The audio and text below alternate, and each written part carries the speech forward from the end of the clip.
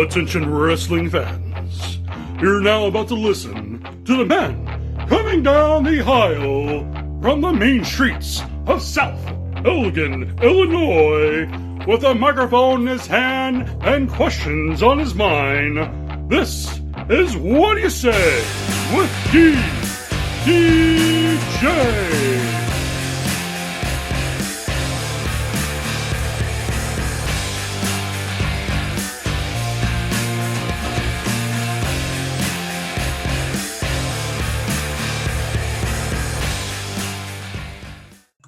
Welcome everyone to episode 36 of Whaddya Say with DDJ. This episode here is going to be the best of Whaddya Say with DDJ Volume 2. Back at the end of last year, I did a best of where I recapped or had clips from the first 20 episodes of the show and some of the questions I asked my guests. This Volume 2 is going to be from episodes 22 through 28. So you'll be hearing some clips from these episodes and my guest on there. So kick back, relax, and enjoy this Volume 2 Best of Whaddya Say with DDJ. Hey, what's up, everybody? This is Pro Wrestling Sensation All Day, Marshall Rocket, and you are listening to Whaddya Say with DDJ All Day. As well, too. So first off, let's start off right to it. What did you do for New Year's? What I did for New Year's is myself and Roxy Hart, being the most fabulous couple of all of professional wrestling, decided to grace this local establishment down the street from us with our presence. You know, the bars around here, we're right outside Chicago, are closed, but there are some that are still open because, you know, the governor says you can't be open, but they're like, you know, we're going to stay open. So we went down the street, had a few drinks, hung out with a whole bunch of friends, sent a bunch of autographs, took a bunch of pictures, and then came home and just had a fabulous night by ourselves. Beautiful. It's pretty similar to what I did. I just stayed at home, stayed at the mother-in-law's house with the wife and the kid and the nephew, and just watched movies, ate popcorn, and that was about it. So, you know, once you reach after the age of 21, New Year's Eve is just pretty much, you know, let all the amateurs go out there and handle that. You know, right. Us old hardcore people like that, we don't need New Year's Eve to go out. You know, let them take care of that. Yeah, that's right. Us old hardcore guys. You know what? We know where the fun's really at. So exactly, that's wherever myself and Roxy end up. That's where all the fun's always at. Well, it's kind of funny that you mentioned that because, you know, I had a lot of fun at the CCW show, and we'll get into that a little bit more later. Oh, yeah. First off, Joey, how did you discover pro wrestling? Well, I discovered pro wrestling. It was April of 1984 when 84 when I first discovered pro wrestling. When I was a kid, I never really watched television or anything like that. I was always outside running around from the first second I woke up till right before I went to sleep. I was always outside. So, but this one Saturday morning, I woke up and it was pouring raining outside, so I couldn't go outside. So I turned on the television and I saw this wrestling ring, which I thought was a boxing ring. Okay. And then wasn't paying too much attention until the guy on the TV said, "And now, ladies and gentlemen, stay tuned for Piper's Pit." I'm like, huh? Then I saw this schlubby looking guy wearing a blue, blue gear and everything like that. And some guy wearing a dress. You know, I'm like, okay, this has piqued my interest. So the very first thing I ever saw in professional wrestling was the Piper's Pit with Frankie Williams when Piper beat the crap out of him. That's the very first thing I ever saw with pro wrestling. And being, you know, such a young boy and everything like that, how can you not be automatically just drawn to that? And I rocked on from it. It's been history ever since. I rocked on from there. Yeah, Piper's Pit was the first thing I ever really truly saw in wrestling. What an introduction to pro wrestling. So I know, right? Right. So you mentioned Roddy Piper. So were there any other guys that kind of you were drawn to once you first started watching wrestling? You mentioned Piper, so I would assume he was someone that you kind of were attracted to, you know, in that sense. Oh, definitely. I was more attracted to the bad guys. You know, I loved Paul Orndorff, Mr. Wonderful, anything Bobby Heenan did back then, because he had Big John Studd, he had Ken Patera. Magnificent Morocco was another one. When you just saw him, with that swagger, with Mr. Fuji in his corner, any kind of the heels. And then we got cable pretty much like a week or two after I started watching wrestling. Then I found TBS, and then I found Ric Flair, and then I found Tully Blanchard, and then I found World Class Championship Wrestling. And without a doubt, Gino Hernandez is probably one of my all-time favorites. Yeah, so anytime any bad guy, with the swagger and the smart ass attitude like that's what drew me right into it. I never liked the good guys because good guys never got to cheat. Well, Eddie Guerrero made a living out of it towards the end of his career and stuff before he unfortunately passed away. I mean, lie, cheat, steal. I think I liked Eddie so much better as a heel than as a babyface. But with the charisma that he had, there's no way in heck he was not going to be a good guy and cheer for anything like that. But I kind of like his WCW day. Well, obviously everything he did was great, but I like this WCW heel days when he was like that with the long hair, with the with everybody else, with Chavo and Ray and everything. Yeah, I think Eddie was still a heel at heart. So yeah. Just like when Piper turned into a good guy, he never changed who he was. People just started throwing roses at him instead of chucking eggs. So when did you come to the realization that you wanted to become a pro wrestler?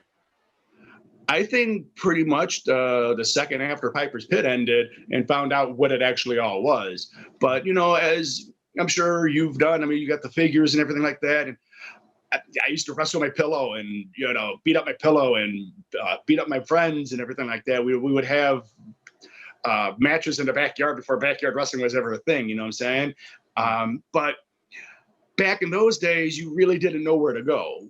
Wrestlers were untouchable. You didn't have Twitter. You didn't have Facebook. You didn't have internet, basically. So you can't, you could tweet Jim Cornette right now, and 9 times out of 10, he's going to respond to you. Or you could talk to another wrestler. Back then, you just didn't know where to do it. So it was thanks to the internet where I was able to finally find an avenue where to do all this. I mean, something I've always wanted to do, but actually do it, that's something different. Cool. So, very cool. So I'm a huge fan of Silas Young, so that's really neat to hear that because he's one of my favorites in Ring of Honor. What was he like as a trainer? Because I know on his character he's like the last real man. So is he just as intense as a trainer as he is as a performer? Yeah. I mean, he's a pretty intense guy. I don't have anything bad to say about him. He's a good guy, but he's definitely an intense individual. Gotcha. Okay. All right. I was also young and dumb at that point. So, but so what was maybe like in terms of advice that he gave you? Was there a certain piece of advice that Silas gave you that really really resonated with you and something, I guess, that really holds true to this day? Essentially, how do I say it? I would say essentially, no one's going to protect you or your character better than yourself. Mm-hmm. No one's going to look out for you better than yourself. So just don't be afraid to, ask, stand up, say no to things, work things out and be professional, but don't necessarily just say yes, sir, and go with everything. Okay, that's a good piece of advice to have. So where you mentioned that you work the Midwest, Wisconsin, Illinois, Indiana. Like after you once you got into your training and stuff, what were some of the promotions that you worked for? Well, when I originally started training, I worked for a lot of the Milwaukee Feds. So ICW, I worked for Colonel, I worked for Powell, I worked for a couple other ones around that time. CLPW. Okay. At that point. And those were pretty much it for quite a while. When I first broke in, I'm not gonna say there wasn't a lot around, but I mean there wasn't as much as there is now. And Mhm. for the first couple years, really, I worked like maybe once a month, twice a month. It wasn't until probably 4 or 5 years into it where I kind of got to branch out and do more and Gotcha. go other places. I mean, it's kind of like an apprenticeship. You have to build your name and get your name out there before Mhm. people are going to look at you. Okay. So you mentioned your time frame. When was this time frame? When did you start training? Like what year? I started training in 2008, Okay. wrestling in like probably 2009. And then, like I said, I would say it wasn't until 2011, 2012 where I kind of got to branch out more. Hmm. And then, I mean, luckily over the years, I've gotten more and more opportunity. And I mean, you get some, you lose some as far as companies go. And you just kind of got to find what companies take care of you and what companies you enjoy working for. Um, there's a whole bunch of companies that you can work for, but eventually they just feel like a job. Right. Like, and then there's companies that you work for that you just love going. And I've had both. And like sometimes the companies that feels like a job are some of the bigger companies, or maybe a company that your name's getting out there more, but you're not always necessarily having fun. Okay. So it's kind of hit or miss. You kind of got to pick your battles when it comes to stuff, and maybe do some stuff that you don't want to, and maybe not do some stuff that you enjoy doing, but if it doesn't benefit you at certain points. Right. Understandable. So you'd mentioned working for POW, and that's the promotion I believe that Jimmy Blaze runs. Yes. Yeah, so Jimmy, I've known Jimmy for a few years, stemming back from his days in PC when he was in PCW. What's it like working for Jimmy? I like Jimmy. I only wrestled for Pow like a couple times, and then I've wrestled for Jimmy since then for other companies. Okay. 'Cause he books for other companies. So I like Jimmy. We've always gotten along. We've had our feuds and stuff in the business, but Right. he's a great guy. Right. Right into it. Yeah. So when we last chatted, it was about a few weeks before the show on October 3rd. And, obviously since then the show has come and gone, and it's premiered on a variety of platforms such as Amazon Prime, Fight.tv, Powered 4 TV. So John, tell me what the reception's been like from not only the fans that you've talked to, but also the wrestlers that were on the show and just people that you've spoken to you in general about it. It's humbling because we did this show, and when we talked to the fans at the show, there were so many fans when I was in the crowd walking through just to check on people, because as a promoter, I've always felt like outside of taking care of business backstage, it's important to be there to talk to the crowd, see how the crowd's liking things. And I had so many crowd members walk up to me and go, "Man, this was the type of wrestling I grew up watching back in the 80s and 90s that made me love professional wrestling. You're not making a mockery of it. You're not going out of your way to do, adult ultra graphic content. You're good wrestling with good stories." And people really took a liking to it. The reviews so far have been pretty excellent.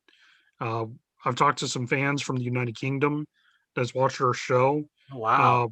One actually, his name's David. He actually got a subscription to Amazon Prime just to watch our show. Oh, wow. And he messaged me the other day. I'll send you the screenshots of this. Oh, And his yeah. exact words were, "Hey, mate, is Amazon Prime hit a watch?" And then about 2 hours later, I messaged him. I was like, "So what do you think of the show?" And I was kind of like worried. I'm like, "Oh man, he's going to probably hate this." And he's like, "That was damn good." He's like, this was really good." He's like, "When's your next event?" And I was like, "Well, in April." He's like, "Well, I'll tell you what, if COVID doesn't have any restrictions on UK traveling, him and some of his friends were actually thinking about taking a flight to the United States just to go to see some wrestling shows here and there, and we were one of the landmarks they want to go see." Which is, it's so humbling because you're sitting back thinking about it, like, you're going to fly all the way just to see me? Like, really? You know, and you have a friend yourself that's coming out of Texas Yeah, to my come buddy. see our next show. Yeah, Yeah, my I mean, buddy just Jovan. the very first show we had fans from Missouri. We had one fan drove all the way up from Florida. We had a fan from Kentucky. We had fans from Illinois, of course, Wisconsin, just all over. And usually you see that at like super indie fed type promotions, and here we are just doing old school Americana, TV studio wrestling. And to see that style of wrestling really draws a crowd that wants to see that presentation, man, it just makes my heart warm as an old school wrestling fan and someone who's been in the business for a long time. To see that many people want to hold on, and not only that, but bring their kids and family to see that type of wrestling show. So that way they could also get introduced to old school wrestling and that style. And April, we got some pretty cool stuff coming up in April. So hoping, fingers crossed, that we can have our show in April. I know right now COVID is still spiking all over the Midwest, but I'm hoping that we can do this. And because we have, man, we're probably going to go over this card on the show, but just the matches we have lined up. If people thought the October show was great, I truly do believe in my heart that the April show will blow October out of the water. Wow. That's saying something, because having been at that show and talking to you about it personally, yeah, that was phenomenal show. So if this is going to blow October out of the water, I can't wait. But one of the things, and this is something you and I have really started to bond over these last few weeks and stuff, is personal journeys that we're both going on. A lot of you who follow me, know me, and follow me on Facebook and seen my journey. And I've took it upon myself to go on a diet back in the middle of September, and we're in middle of January. We're coming up on 4 months, and I can proudly say I've lost over 60 pounds, and just being able to I'm proud of that. And it's so nice that I've had people message me, my friends text me, message me on Facebook as, dude, you've inspired me. And I know you yourself, and I kind of want you to, if you wouldn't mind sharing a little bit about, your own personal journey here, just because, you telling me what you've done is really it really validates what I'm doing, because I'm doing this for myself, but just knowing what I'm doing for myself is inspiring others to do the same. It's like, it's so amazing. It's humbling. And if you wouldn't mind, I'd like for you to share your story as well too. Oh yeah, absolutely. Of course, with COVID-19, kind of causing a lot of folks to go through depression, causing gyms to close down, personal places. I mean, a lot of people would always like to mock someone about going to the gym, like, oh, what, you can't work out at home. I've always been a home workout guy, so I can't, make excuses for myself. But for a lot of people who were, that gym gives people motivation. Mm-hmm. You go there and you see other people working out, you get motivated to work out too. And for people to lose that, a lot of folks gained weight. A lot of folks went through depression. Yeah. And, I went through it myself. 2020, a little personal insight about my battle with the year. Started out, COVID-19 started taking away some friends of mine personally that I worked with. I lost 3 good coworkers to COVID. Then my best friend, Chris, that everybody knows about. Yeah. He lost his battle to stage 4 cancer. And then my job where I worked at got liquidated because of COVID-19. So I lost my job with employment because of it. So, and that's all before the month of June. So it was just like bam, bam, bam, bam, almost like, oh my God, can 2020 just give me a break? I mean, come on, man. I've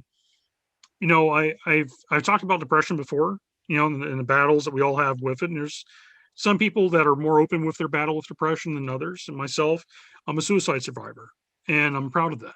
I'm proud that I'm alive. I'm glad that I felt. And I did have a little bit of depression, not bad like I had in years past, but it was one like, okay, I've lost all this. I know I need to get back up. I need to better myself. And the problem was I went from being slender and I probably put on about 40, 50 pounds. Mm-hmm. And I felt it at the show. I felt it definitely when I saw the video back. I'm like, oh God, I really let myself go. And you don't really notice that in the mirror a lot. You're like, mirror just puts on weight. Right. Then you actually see yourself and you're like, Yep. oh my God, like I really let myself go. Come on, man. Yours better than this, you know? And when I met you finally in person and Mhm. seeing your statuses on Facebook, like, hey guys, I lost 5 pounds. And I'm like, awesome, man. Keep that up. While myself is eating ice cream and letting myself getting this thought in my head, oh no, you're just a hoss, you're fine. Like, yeah, no, my knees are starting to hurt a lot now. My ankles are too. I need to do something about this. Mhm. But meeting you in person, hearing your struggles that you went through, your battles with your depression that you've had to overcome, and your motivation to be a better you inspired the hell out of me that night.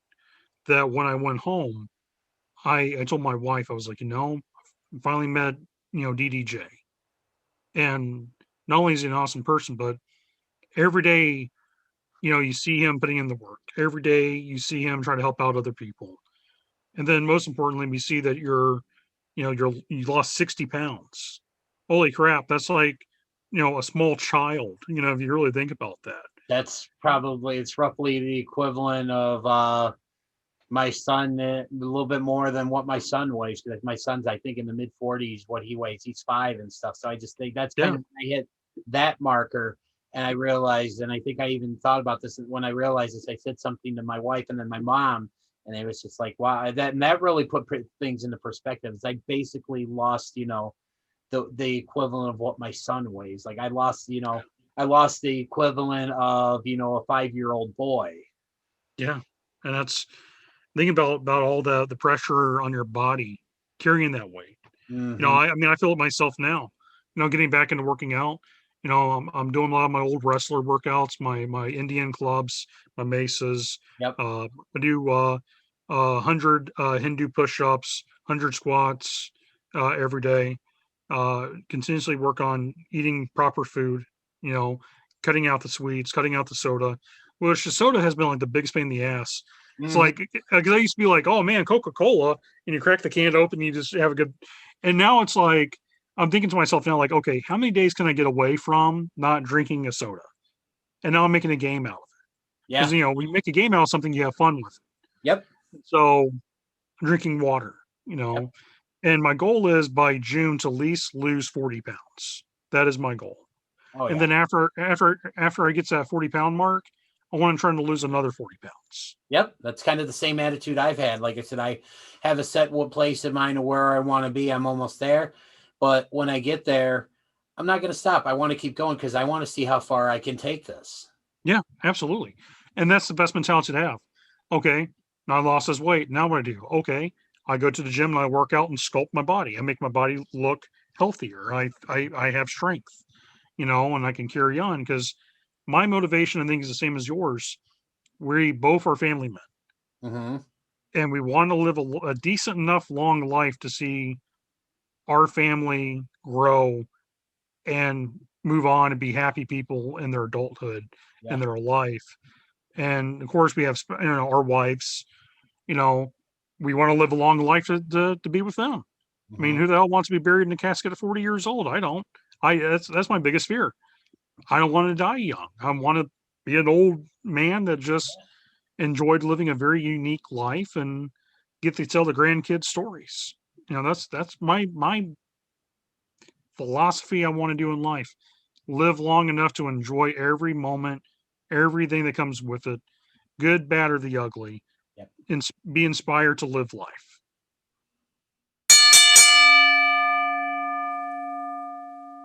So I think I know what one of your answers is going to be to this next question, but I'm interested to see if you had any more. When you started getting into wrestling, who were some of your favorites, like your early favorites when you first started watching? Lita and John Cena. Okay, I knew Lita was going to be one of them, but I was anxious to see if there was anybody else. Lita's always going to be number one, but Cena's going to be second. He was my first. yeah, like, you know, you always have like a first celebrity crush, or like we'll say crush in general in life. Right, He was right, both of those for me. Yeah.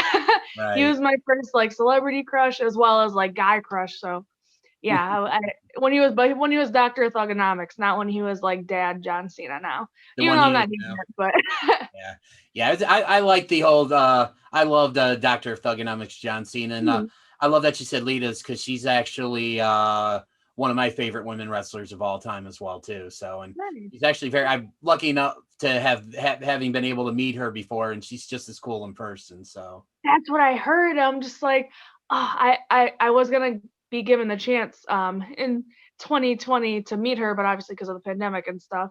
And she was actually going to, I don't want to say train me, but it was almost like a tryout mhm. sort of ordeal slash what do you call? I can't think of the word right now. What is it called when you go to get experience?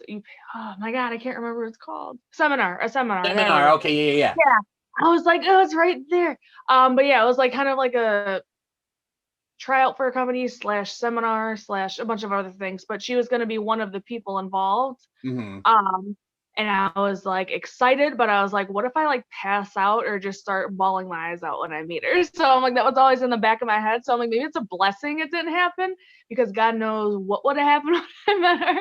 I don't want her to freak out in the first experience that I have with her. In case that's the only experience I have. But Right. yeah. But yeah, I've only heard good things about her. So Yeah. that's where I'm like, okay, I think maybe it would be okay, knowing that now, because they always say don't meet your heroes. Yeah. So that's always like a big fear for me. Yeah. But yeah. I think not judging from my experience with her and the type of person that you seem to be, during our conversation so far, I think you would have been okay. And I'm sure it wouldn't be the first time she's had someone openly weep in front of her and stuff. So That's true. Yeah. Like AJ Lee publicly did it on the network. So I was actually just about to bring that up and stuff. So, and I mean, she publicly wept in front of me when she met Lita, but she ended up doing okay for herself. yeah, she was all right. Longest reigning Divas champion for a while there. She did okay. Yeah, she, longest before Nikki Bella, she was like you mentioned, longest reigning Divas champion. Yeah. She married Mhm. CM Punk. I believe she's Mhm. got a book out and stuff. Yeah, Yeah. she's doing all right I for read the book. herself. So Have you read her book? I have not yet, but I've heard it's really good. Have to. It's very. She's very like, as you know, she's very witty, and Hmm. she turns. I don't know if you've heard like anything about her life or what's kind of in the book, but she just kind of, as you know, she talks about her upcoming and whatnot, her upbringing, and Right. she's really good at making light of it, Well, that's good. and she does it in a comedic way Hmm. to where, oh wow, this is really sad, but you could tell she's like, no, this is like, she's kind of like, oh, this is like a lesson sort of thing. Right. So she turns out positive, which I'm like, oh, that's awesome. So in a funny way, but yeah. I think you definitely like it. It's definitely a reader. I'll definitely. I've got a couple books. I've got one I'm reading now. I've got another one ready to go after that. So I'll just have to add that to my pile. There you go. And that well, actually, you know what? This will be a new question I've asked on this show since we're talking about the books and stuff. I'm assuming you've read a lot of like the wrestler biographies that are out there. Yes. Which one would you say was your favorite and why? Honestly, I think. Well, I think AJ, as of right now, AJ Lee. Well, I've read Lita's. It's hard. I like them for different reasons because I could appreciate them from different reasons. Mhm. Like Lita's book, she talks about, again, she grew up, she was a tomboy and whatnot, and how she like pretty much just went to Mexico, didn't really know anything but like high school, like what she learned in high school of Spanish and how she got around there and stuff, how she met Rey Mysterio. So Mhm. like hearing that experience and stuff is like, it's like mind blowing because I'm like, I want to do that, but I'm like, the freaking courage that it takes to actually go off and do that. I'm like, that's amazing to me. Yeah. And then you have AJ Lee, who, like she's very public about her being, being bipolar and Right. always trying to be mental health's like a big thing, obviously. Mhm. So that's what her book's about, and I'm like, that relates to me because I do have family members that have mental health and whatnot. So but and just seeing how she was then and how she went through all of the negative stuff to see where she is today. I'm like, that in itself is amazing to me. So I have different favorite, or I like them all for different reasons. I'll just say Lita by default, but Nothing wrong but with yeah. that. What about you? Give me one. Maybe I haven't read it. Well, any of the Mick Foley ones are always really good, especially his very first one, Have a Nice Day. One that that was I'd probably say that was my favorite because it felt so like it's just you really like you kind of knew who Mick Foley was before reading this book because he'd always been pretty open about who he was and where he came from, like on screen and stuff like that, but just to kind of really know what he went through to get to where he is. And and seeing where he's at now and all the things he's doing and that it's just a really cool story. But I've read his Jerry the King Lawler's was really good. The one thing I really liked about his was I got to meet him about almost 20 years ago for the first time, and he was doing a signing, and he was doing a signing at a comic book shop, and the gentleman that owned the shop invited my best friend and I to stick behind because I think we drove like about maybe an hour and a half to the signing. We went from Aurora, Illinois, where I'm originally from. We drove all the way out to McHenry. Oh, okay. And stuff, and he invited us to stick around, after the signing was over, and then we got to listen to Jerry tell some stories, and a lot of the stories that he told us ended up being in his book. So it was always kind of like, like reading about him, like, yeah, I was there, and he got to hear him tell those stories in person. So those are probably a couple. Yeah, like an extra inside scoop. Yeah. Yeah. And then like right now I'm reading the one that you might want to look into is the one that Keith Elliott Greenberg put out about the indie wrestling revolution that basically talks about like, the form, behind the scenes of like All In and just like what it was like the rise of the independent scene and stuff. That one I'm about maybe a third of the way through and it's really good. So if you haven't read that one, check it out. And then actually after that, I've got the Young Bucks book on that's next on my read list. Nice. Yeah, I have a lot of, I need to check more off. I'm more of I wish I read more, but yeah, I definitely have a couple like Mick Foley. That's definitely on my list. Yeah, I didn't even know about the other books that you said, which shame on me, I guess. But no. Definitely. There's a good list out there. Like I said, I know like China, Kurt Angle, Stone Cold Steve Austin did one. Booker T. I read Booker T's was really good. At least his first one. I haven't read a second one. I know Jericho's got a couple out and stuff. So there's plenty out. Oh, Jericho never. He has like how do you say like I don't know. He comes out with yearly books. I feel like he has like so much to talk about. Yeah, he's one of my favorites. So yeah, and that's how. Oh yeah, he's cool. Yeah, he's in my top 10. So I put it that way. There you go. So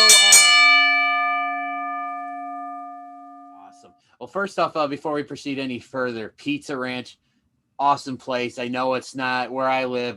We don't have any here. I know there's a couple up in Wisconsin, and I've been to them up there. And man, the food there is awesome. Their buffet, delicious. The only thing though that I have some beef with Pizza Ranch, man. Uh-oh. They never have mac and cheese. How can you not have mac and cheese with that? Plus chicken, mashed potatoes, corn, all that stuff. But what do they do? Now, are you talking mac and cheese pizza or just mac and cheese in general? Mac and cheese. Okay. Yeah, I was out with some friends yesterday. We're recording on Sunday, so I was out with some friends. It was Saturday, and we went to CC's for lunch, and I definitely made sure I got me a piece of mac and cheese pizza. That's good stuff, man. Yeah, you better get it while you can. I heard they just filed for bankruptcy or something like that. Yeah. So, and then don't sleep on, but man, though, Pizza Ranch is top notch. It's like one place. My wife and I, when we go up to the Dells for like family vacation and stuff, that's one of our places we always make it a point to go to. So, oh yeah. So getting back into wrestling, because I could talk about pizza all day, but going back into wrestling, so you've made the decision, you wanted to become a professional wrestler. What was the reaction that you got from like your family and your friends when you went to them and said that I want to be a professional wrestler and that's what I'm going to do? little bit of a mixed reaction. You know, my friends were like, "Oh, that's awesome," blah blah, and a lot of people are like, "Yeah, we'll see." I'm pretty sure that's what they're thinking. You're not going to leave hometown and go pursue this. But my mom, she was, obviously being a supportive mother, but and one of those things I feel like in the back of her head, she really didn't want me to do it just because, all the possible injuries and stuff like that. Right. But now that I've, been doing this and pursued it, went through all these crazy times just to do it. My friend's like, man, that's pretty sweet. They, check out all my footage. I've had friends come to, events. My family came to a couple events. So they're all pretty supportive and think so. That's awesome and stuff. So it's always kind of cool, like when you go to these shows and, you see your mom there and, your friends there and stuff like that. You ever been in a situation? Because actually I had C Red on a few weeks ago on my show, and he told a really cool story about how his dad was like not a huge fan of him becoming a professional wrestler, but like when he went to see him, his dad went to see him wrestle for the first time. He talked about like his dad trying to hit this guy that was beating on him with his cane and stuff. You got any good stories like that with like your mom forgetting what you actually do and not understanding and all that? Yeah, the first match, so it was my mom, my sister, my aunt, and I think a couple other people, a couple friends of mine showed up with their families. But the first match they ever been to of mine, and it was actually a Secret Santa street fight. So you know how that goes. You got, chairs, thumbtacks, garbage can lids, everything you possibly think of. Yeah, it was pretty sweet. And they showed up. My mom and aunt, I think, had a couple signs, for me. I'm a heel. Always pretty much been a heel most of my wrestling career. So I come out for the entrance, and I kind of spot where they were. And they're like, "Yeah, cheering for me." Grabbed the signs, just ripped them up, and threw them on the ground. Now, did they know you were going to do that? No, it's just one of those things. I'm like, I'm just gonna go over there and rip those signs. That's awesome. I don't want anybody cheering for me, But yeah, I mean, that was the first thing that they witnessed in that, crazy match that I had, and actually I ended up getting power bombed on thumbtacks. So that was fun, but quite an experience for my family, I'm sure. Yeah.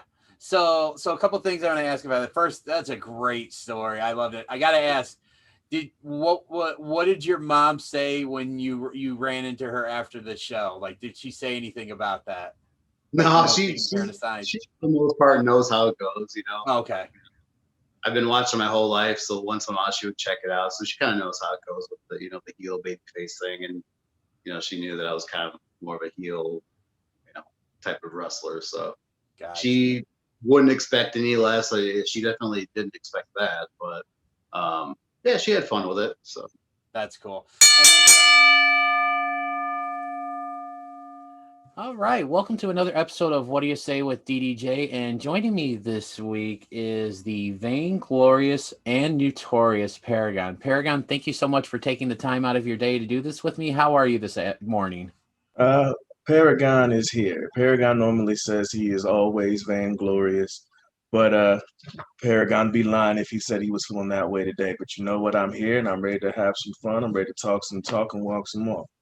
All righty then. Well, I'm definitely going to make this fun. I know talking to you before we started recording, you had some things happen. I'm not going to say anything out of respect. I mean, if you want to bring it up, by all means, go ahead. No, it's fine. It's fine. Because actually it still ties into Paragon himself. When I first stepped in the business, part of my catchphrase, I used to have this huge, long catchphrase I would say. It was a whole spiel. And I would say that Paragon has greatness written on his ass, literally. And like, sometimes as a joke, I would have somebody take a sticky note, slap it on my butt, and then I turn around and you see greatness on there. But my uncle Pedro, my tío Pedro, he was the one that used to say that. He'd always be like, "Boy, you got greatness written on your ass. It's in your essence." He's like, not everybody has that. See, our family does not make losers. We make champions. We make greatness. And he's like, and greatness was thrusted upon you back when you was in the womb. He was like, you got this all on you. Can't you dig it? And I was like, all right, up. And I used to start using that as like my own moniker because it was a tribute to my uncle. Right. he is actually who taught me how to fight and who got me into MMA.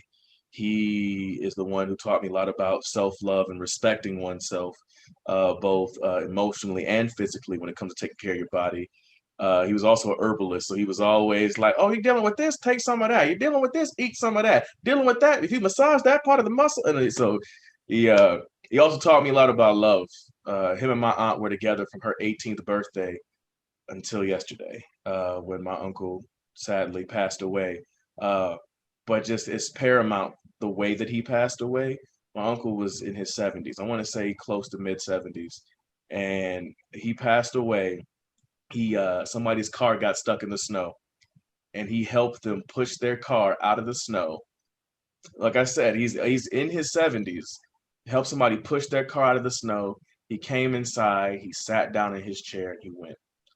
And just to think, like, man, my uncle in his dying moments was a hero, was himself, because that's the type of person he was. I don't know how many times we would tell him, "Unc, you got to sit down. You're doing too much." And he'd be over here doing handstand push-ups and stuff. "Unc, you got to sit down. You're doing too much." First person that has a heart attack and stroke, and the moment that he's out the hospital and able to walk around, he starts tending to his garden. And he's just a different type. He was a different type of cat. He was a true inspiration. And he honestly that allowed Paragon to have belief in himself. And so this is also kind of for me a tribute to him, because I know if he was here, and I know he's looking down right now, he'd probably be like, "Nephew, you better go on and handle your business." So that's what I'm here right now. Yeah, I'd like to take a moment to dedicate this episode in the memory of your uncle and stuff. I lost my favorite uncle probably about 5 years ago, and he could be a little hot-headed at times, but he had the biggest heart in the world, and he would give you the shirt off his back if he could. So, man, I feel for you, man. I feel for your family. All nothing but love coming from me at What Do You Say with DDJ, man. So, love and condolences to you and your family. And that. So we're gonna get kind of more into the main reason why I have you on today, and that's to talk about your awesome book, S is for Suplex. And for those of you watching this on YouTube, you can see that I'm holding it in my hand here right now, and that's kind of what's going on for those listening to this on audio. How did you come up with the idea to do this book? Well, it actually started probably about a year and a half before I started working on the book. I was working on a promotional comic. We've talked about Wrestling Revolver a few times. Yes. But I was writing a comic book for them to sell at their shows. And that was right around the time that my daughter was probably 2 or 3 months old when I started working on it. And it just hit me like, another friend of mine that had done comics had written a children's book when his first child was born. And I'm like, I've never thought about doing kids' books. I should really maybe go down that avenue. I'm like, well, what's something that I could pass on my love? And I'm like, I'm already doing this wrestling book. I love wrestling. I want my daughter to love wrestling when she gets older. It just clicked. And so then I came up with the idea of doing, the ABC format. And then it got shelved for a little bit because I couldn't find an artist that I wanted. And then I came across Nick. And as soon as I saw his work, absolutely had to have him. And so it all kind of fell into place once he came along. But then we got derailed again because our first pitch was to do it for Ring of Honor. Ring of Honor, and I don't think I've actually told this story. So cool. You get an exclusive. So, Ring of Honor had a coloring book at the time. And this was when they still had the Bucks and Omega. I think Cody was still there. And so because they had this coloring book, I'm like, you know what, let's pitch them an ABC book. So Nick did a drawing of the Young Bucks. We just did a really simple page layout and just said, hey, this is this idea we have. I sent them, a loose script of what my ideas were. They took about 2 or 3 weeks to review it, got back to us, said, hey, it's not something we can do right now. Thanks. And so we were a little discouraged. And I thought about giving up on it. I'm like, you know what? It's too cool of an idea but I know all these other wrestlers that I'd worked with on the Wrestling Revolver book who are starting to pick up steam. People like Brian Cage, people like Sammy. Maybe, just maybe, we could go that route and just make it like an indie explosion book. And that's how it ended up. And then now, and then all these other, they all started signing with other companies. Not as indie focused as it was when we started, because it took us about 2 years to complete the book. Wow. So, and that's one thing that I don't think a lot of people really realize is, you know, you go to do a book and it's a very long process. One of my wife's, one of her best friends has a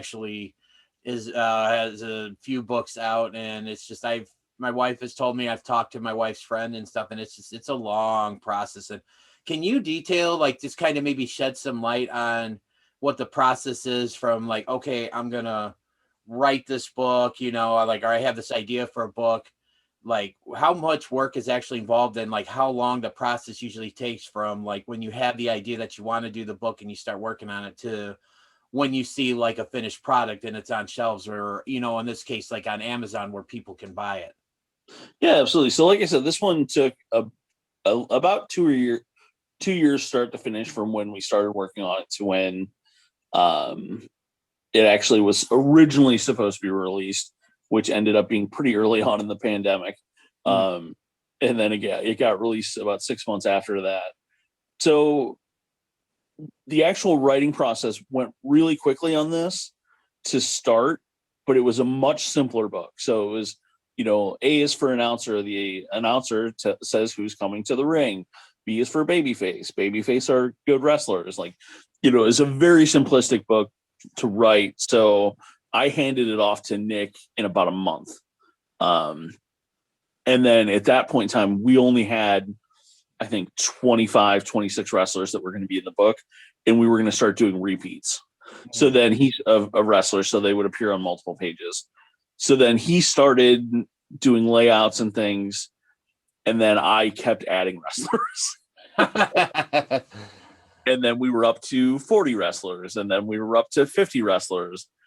And then we were at, I want to say, 60 some wrestlers in the book when we pitched it to publishers the first time. And this was after about a year. We had a quote unquote final version of the book with 60 wrestlers in it. It was still back to that very simple language. The layouts weren't super dynamic, and we got a publisher that was interested, but they wanted to sell the book for $25 as a hardcover. And it's like, it's a kid's, first and foremost, it's a kid's book. It's an awesome wrestling collectible, but it's a kid's book. And so we backed out of that contract, before we signed it. And then we offered it up to Trism Books, which is who my first choice for publisher was. They're based out of Chicagoland. They're actually out of Deerfield. So they're only a couple hours from me because I'm right on the border of Iowa and Illinois. They had done the Colt Cabana book. Oh, that's a great one. It is. And that was one that, again, really inspired us to do this book. Because I think I bought that book right at the time Prin was born. And then they were just getting ready to announce that they were doing the Elite books. So we pitched them the idea. They really liked it, but they told us we had a ton of work to do. So then we spent the next almost full year completely revising the book start to finish. So my writing process went from a month to probably 5 months. Okay. Back and forth on different versions of the text and going with a longer version. Now it's in like stanza formats, but it was probably 7 or 8 lines per page. And then now it's down to 3 or 4, tightening up the language, going through with a professional copy editor. And then once that was done, Nick was able to start redrawing the pages they wanted to redraw, which included me adding even more wrestlers. And that's how we ended up getting to 92 wrestlers and that dog. Wow, 92 wrestlers. So, And that doesn't include the wrestlers we had to cut out. So throughout all this process, we started getting wrestlers signed by NXT. But because we were so early on in the process and the book was going to be out so much later, there are some wrestlers in the book now that are signed with NXT, but we ended up having to cut some. Mm-hmm. And then it turns out some of the wrestlers that got signed went through NXT and then left NXT between when we cut them from the book and when the book was finally released. So there's probably 10 or so wrestlers that we had signed that didn't make it to the final version. This is Tim Storm, former NWA World's Heavyweight Champion. You're listening to What Do You Say with DDJ. If you love professional wrestling, this is where you need to get your information. Don't miss this. Once again, as always, thank you so much for listening to my show, What Do You Say with DDJ? And I hope you enjoyed this Volume 2 Best Of compilation that profiled or kind of caught the best of the best from episodes 22 through 28. Coming up next week will be a What Do You Say with DDJ Best Of Volume 3, where I will throw out some clips from episodes 29 through 35, basically take you right up to where I'm at. And then in 2 weeks, I'll be back with a brand new episode. So once again, thank you so much for listening. And be sure to go to prowrestlingtees.com/prowrestlingjunkies to get your official What Do You Say with DDJ shirt, along with the other shows of the Pro Wrestling Junkies Pod Squad, including The Junkyard, Toilet Side Wrestling Talk with Brad Marcus, Steve's 3, and then the rest of the Pro Wrestling Junkies t-shirts. And also don't forget Such Good Shoot. If you wait, you starting on this Wednesday, April 14th at noon Central Time, 1 Eastern, you can save 20% off all t-shirts on prowrestlingtees.com and 30% off all New Japan merchandise by using the code SPRINGFLING when you place an order on prowrestlingtees.com. Well, that's all the time I have this week. Be sure to once again tune in next week for What Do You Say with DDJ, the Best Of Volume 3, where I will throw out some clips from episodes 29 through 35. Thanks again for listening, guys. Have a good one. If you love professional wrestling and great podcasts, check out What Do You Say with DDJ on Facebook, Twitter, and also on ProWrestlingTees.com. In the search field, just type in DDJ and buy the best professional wrestling podcast shirt around.